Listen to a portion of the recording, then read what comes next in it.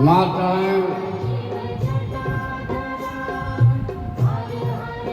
और छोटे बच्चों, आपके सामने आज तो भगवान के विषय में दो शब्द कहना चाहता हूँ। कृपया इसमें जो त्रुटि हो गई हो उसको क्षमा करना, क्योंकि आदिशक्ति के स्वरूप में भगवान शंकर बहुत ही परम दयालु हैं।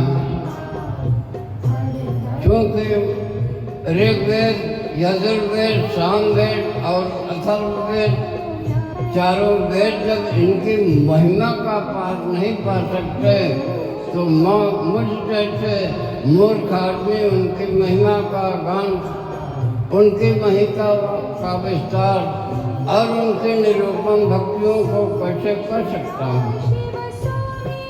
क्योंकि भगवान आज बहुत ही दयालु हैं। एक लोटा जल और 2-3 बेलपत्ती से प्रसन्न होने वाले आशुतोष भगवान को मैं प्रणाम करता हूँ। बेलपत्र का मतलब यह है, जब भगवान शंकर के गले में विष अटक गया, न ऊपर हुआ और न नीचे हुआ। यह बात समुद्र मंथन के समय में हुआ था। समुद्र मंथन में विष सारे संसार की भलाई के लिए भगवान ने अपने विष कंठ में धारण किया। क्योंकि देवता और दानव सब थे, लक्ष्मी रूप धारण करके देवताओं को अमृत पिला गई और दानवों को विष पिला दिया। और भगवान लक्ष्मीकांत ने लक्ष्मी को लेकर के वैकुंठ को चले गए। कोई सहारा न दे करके पार्वती रोने लगी, बोले आज फिर भगवान को अगर कुछ हो गया तो मैं कहाँ जाऊँगा। अंत में उनके नेत्र से जो आंसू गिरे वो बने बेलपत्र। माता पार्वती के आँख से आंसू गिरने के कारण बेलपत्र, बे का मतलब होता है नेत्र, पत्र माने आंसू, जो उनके नेत्र से गिरे हुए आंसू बने वो बेलपत्र हुए। आकाशवाणी होती है कि हे पार्वती, 1 लोटा जल और 3 बेलपत्र को भगवान आशुतोष के सिर पर चढ़ाओ, कुछ कम हो जाएगा। दूसरे रूप में फिर आकाशवाणी हुई कि 3 बेलपत्र से 3 जंतुओं में विष बांटा गया। पहला विष अजगर नाग को दिया गया, दूसरा विष बिच्छू को दिया गया और तीसरा विष गोटा को दिया गया। कुछ मात्रा में कम हुआ और भगवान की पूर्ण सत्यता सामने आई। क्योंकि बड़े बड़े देश जब भगवान का विस्तृत वितरण नहीं कर पा रहे हैं तो मुझ जैसा अरम उनकी महिमा को कैसे गान सकता हूँ। कथा में आता है अरुणाचल प्रदेश में एक बहुत बड़ी राज्य शिखा थी, जहाँ पर समस्त ब्राह्मण ही ब्राह्मण रहते थे। क्योंकि ब्राह्मण उस समय ब्राह्मण का नाम ही था। अनेक ब्राह्मण अनाचार, अत्याचार, चोरी, डकैती आदि किया करते थे।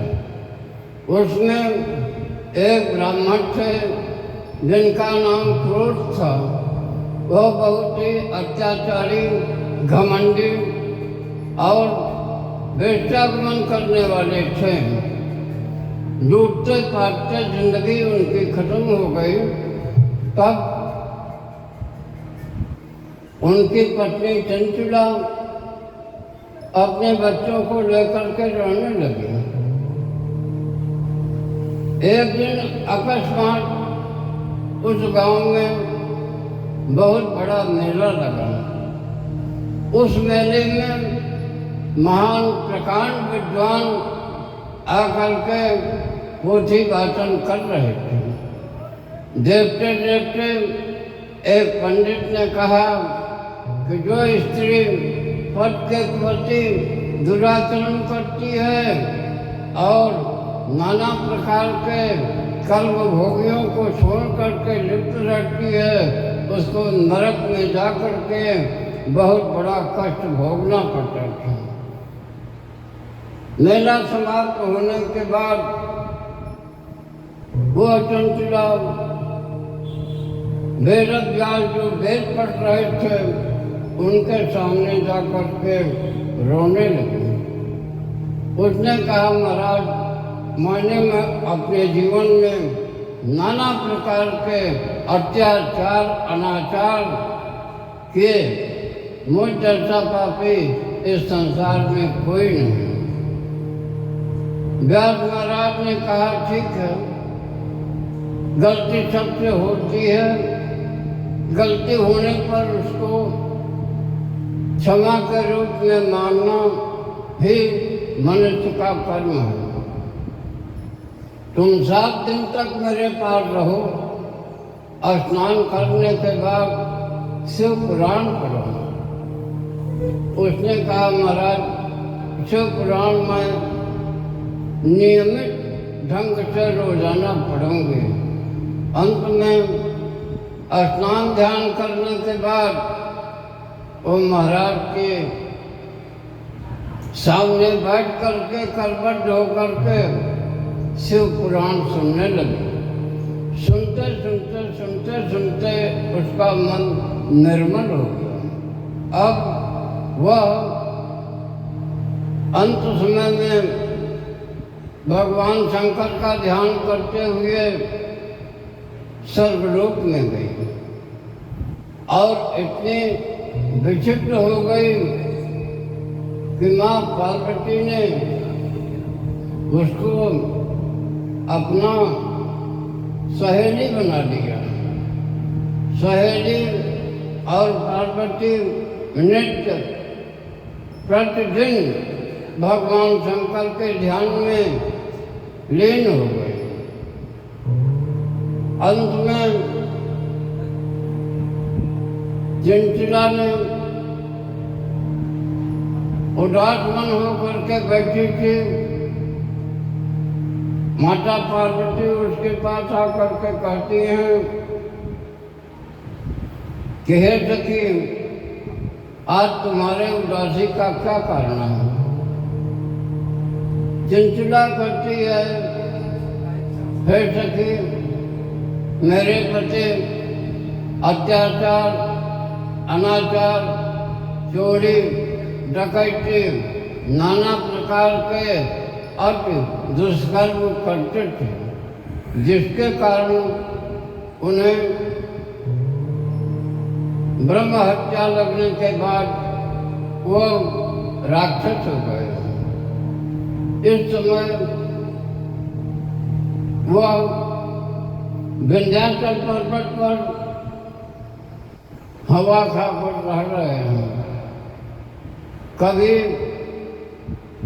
बिस्टा वगैरह खाते हैं, कभी भांग धतूरा खाते हैं, कभी हवा पर भी अपना जीवन निर्वाह करते हैं।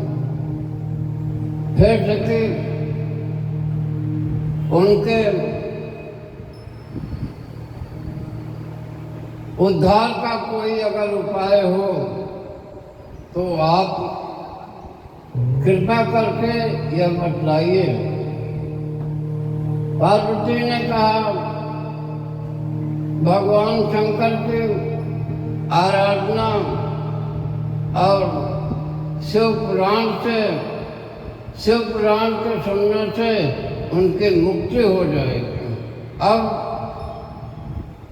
वहाँ पर माता पार्वती ने अपने पार्षद भेजा और उन्होंने कहा कि जा करके इनके पति जो इस समय ब्रह्म हत्या भोग रहे हैं, ब्रह्म राक्षस हो रहे हैं, उनको जा करके 7 दिन में भगवान शंकर की महिमा का और उनके उद्धार का उपाय बतलाओ। उनके पार्षद आए और ब्रह्म राक्षस को ब्रह्म हत्या के सदरूप मंत्र के द्वारा उन्होंने बांधा। अब ब्रह्म राक्षस चिल्लाता फिरता घूमता नाना प्रकार के शरीरों का निर्मल करता हूँ, लेकिन मंत्र के प्रभाव से जब वह बांधा गया तो 7 दिन सुनने के बाद उसका ब्रह्मलीन पाप जो है खत्म और सशरीर वह परमात्मा में लीन होकर जाकर पत्नी चंचला के साथ में स्वर्ग में नित्य प्रति भगवान का ध्यान करने लगा और सदगत को प्राप्त हुआ। जिस स्थान पर वह शिव पुराण पढ़ा गया उस स्थान को आज भी विंध्याचल के बगल में एक गुफा है जिसको अंटार्कटिका कहा जाता है। उस स्थान पर उसने शिव पुराण पढ़ा और उस स्थान का नाम पड़ा काली खो। भगवान शंकर अतिदानी महाकल्याणी जिसको मैं बारंबार प्रणाम करता हूँ। भगवान शंकर के बराबर 35 करोड़ देवताओं में सुंदर, सुकुमार और भक्तों को अभय देने वाला आज तक कोई नहीं हुआ, क्योंकि भगवान शंकर एक लोटा जल और